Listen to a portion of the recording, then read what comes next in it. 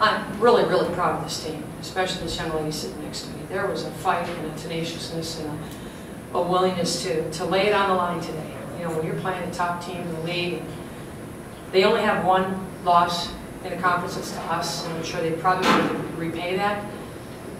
But we didn't give in. We never gave away. We never bowed down. In fact, quite frankly, cut it to 7. I'm not sure how much time was left on the clock, but we cut it to 7. Probably we had a couple 2 ensuing turnovers, but it wasn't due to a lack of fight. They've got a great team. They've got great players. If I have a great team, I've got great players. And I just talked to them in the locker room. I said, this is not a... We're beyond moral victories with this program. We really are. And yeah, I'm not going to dance on the table and say, yeah, we got close. The expectation for us is changing. The culture is changing. Our program is changing. The future is very bright. With this one coming back next year as our leader, holy cow. I couldn't be more excited. I'm thankful for the fight this team gave me this year. I'm thankful for everything that they've sacrificed to put us in a position where people took notice of the Billikens. It wasn't just this team that everybody can just say, oh, that's just St. Louis, no big deal. Really, really proud of them. But we got manhandled a little bit, or woman handled, however you want to call that, whatever the appropriate word is, on the glass.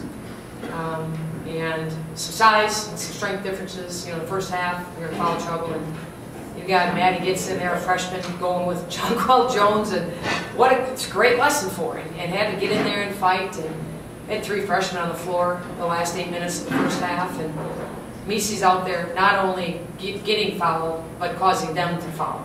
Got us to the bonus, and it helped us certainly last night. But again, I'm proud of our kids' fight. I'm proud of what we've done this year. But we're not celebrating because we've got work to do, and expectations are high. And because of that, I'm looking forward to continue to build this program. All right, we'll open it up to questions, please. So, Coach, what are some of your expectations in the off-season? What are some of the things specifically that you want to work on so that you will continue to grow and get to the next level? I think we just keep paying attention to the details. If you look at our schedule, and I think I defined it yesterday, we beat GW, the only team in the league to do that, but we're also the only team that lost to Davidson. So that's kind of our season. And you can blame it on being young, but our freshmen are freshmen now. They're seasoned sophomores, if you will, in terms of their experience and the minutes they logged. And, you know, going into yesterday, we had 4 kids with the flu. Aaron Nelson wasn't even in uniform today. We have overcome a lot of adversity. We lost some games we shouldn't have lost this year. We had a lot of close games. We had many teams down by 20, and they came back. Just understanding competitiveness, toughness, details, and just continue to build on what we already have. I mean, offensively, we spread some things out this year to try to give people freedom to play, more of like a 4-out, 1-in, read and react kind of motion offense, which paid dividends for us. We were able to get to the foul line. And defensively, we just have to continue to get tougher. We play the pack. I think we can obviously pressure the ball a bit more, but defensively is what won us some games this year. It also is what lost us some games. So fine-tuning those things, taking a looking back, working on things you need to work on, get better at the things you're already good at. But it'll be a great off-season with expectations because we've got a hungry group. They're hungry, and you got a hungry senior. And you must be excited because essentially everybody is coming back. Mm-hmm. Yeah, well, yeah, that's really exciting.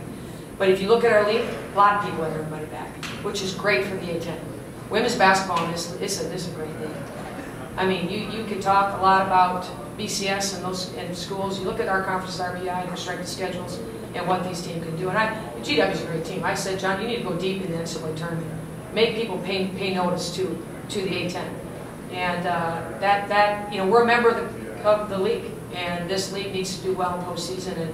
And our hope is, and our dream is the NCAA tournament. And that is something we will shoot for this entire summer. Janicia, incredible performance. Was there anything specific that GW did defensively in the second half that kind of slowed you down? Did you see any changes when you came out in the second 20 minutes?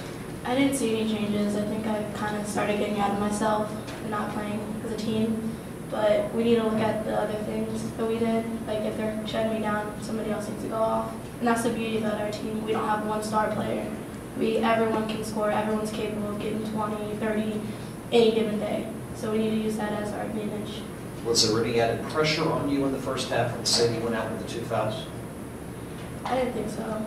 I just have to do what I do and lead my team. And that's what I was trying to do, just focus on leading those freshmen.